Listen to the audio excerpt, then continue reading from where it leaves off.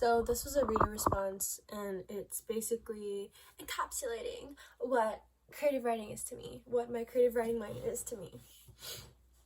So I said, I love the line, "It is through poetry that we give name to those ideas which are," until the poem, nameless and formless, about to be birthed, but already felt.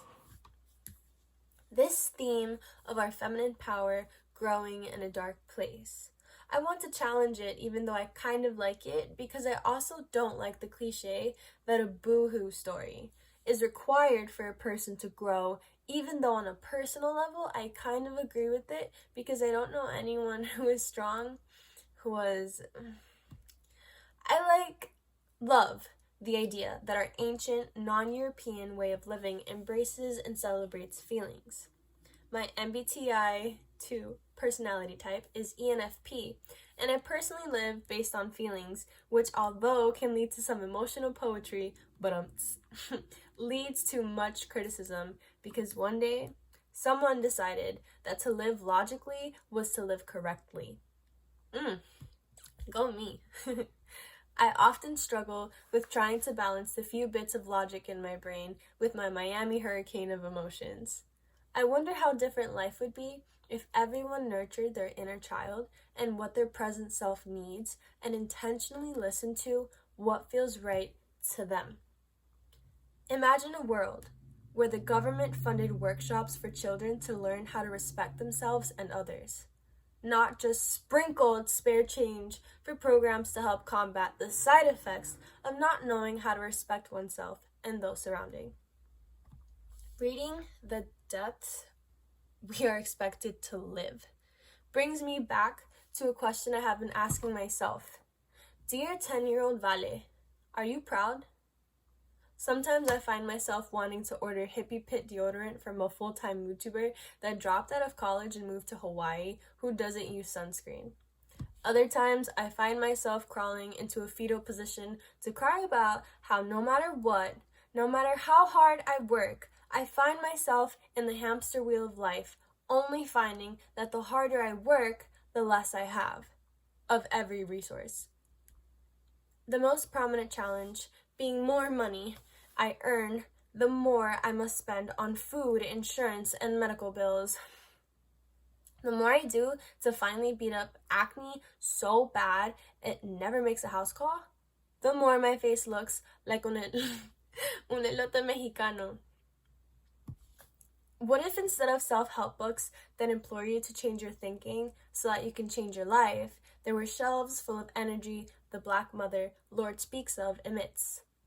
Through entry-level attempts to be studying psychoneuroimmunology, I know that feeling caged in, not allowing ourselves to feel what we feel, is internalized into health problems. For within living structures defined by profit, by linear power, by institutional dehumanization, our feelings were not meant to survive. Kept around as unavoidable adjuncts or pleasant pastimes, feelings were expected to kneel as though women were expected to kneel to men.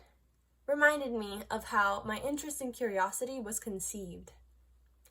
My passion, poetry, was not conceived as a result of two souls falling in love. It was conceived as a result of crimes of theft and rape. My inner child was robbed of her dreams. Her biological father sat her down, asked her for her top 3 dreams, and told her why they would never work out, why she needed to be an engineer instead, because women are the future of STEM.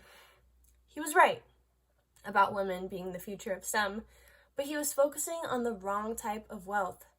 For what is financial wealth if my happiness is below the poverty line any mental health professional would draw to separate those surviving life and those borderline suicidal?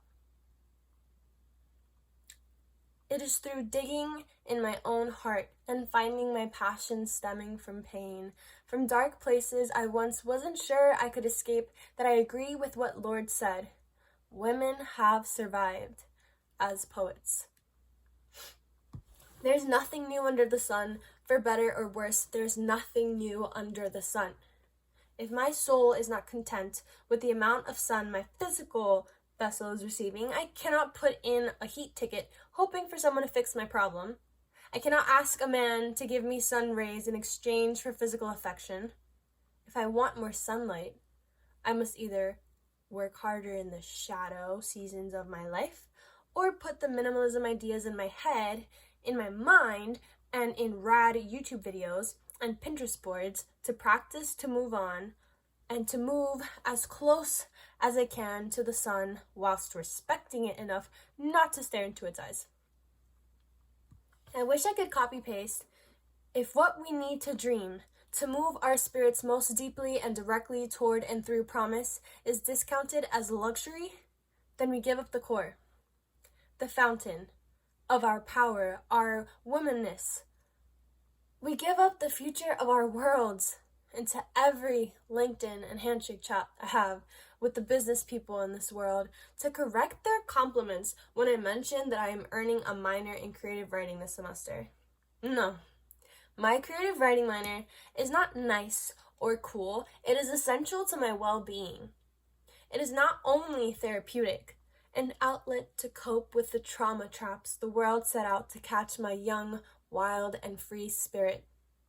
My creative writing minor is an essential business tool, a constructive conflict management tool that empowers me to turn what I used to see as weaknesses into strengths that are propelling me not only into career success, but are propelling me to create and maintain a successful mindset, allowing me to be resilient enough to make the best out of any circumstance and come out of any challenge as a Wonder Woman of my own making.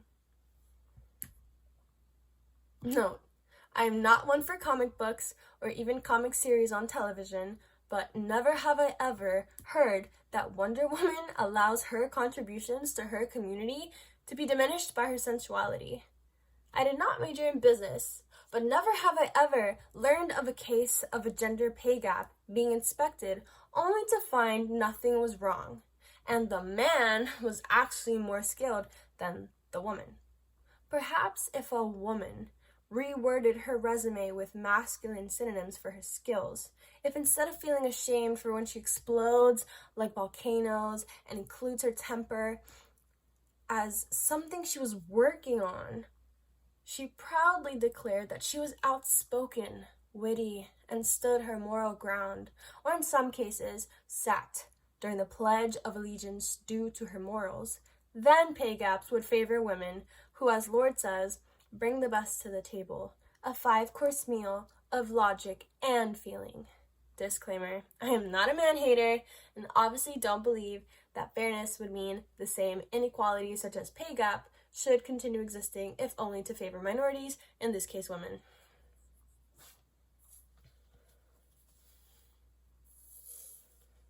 Shout out to this. But yeah.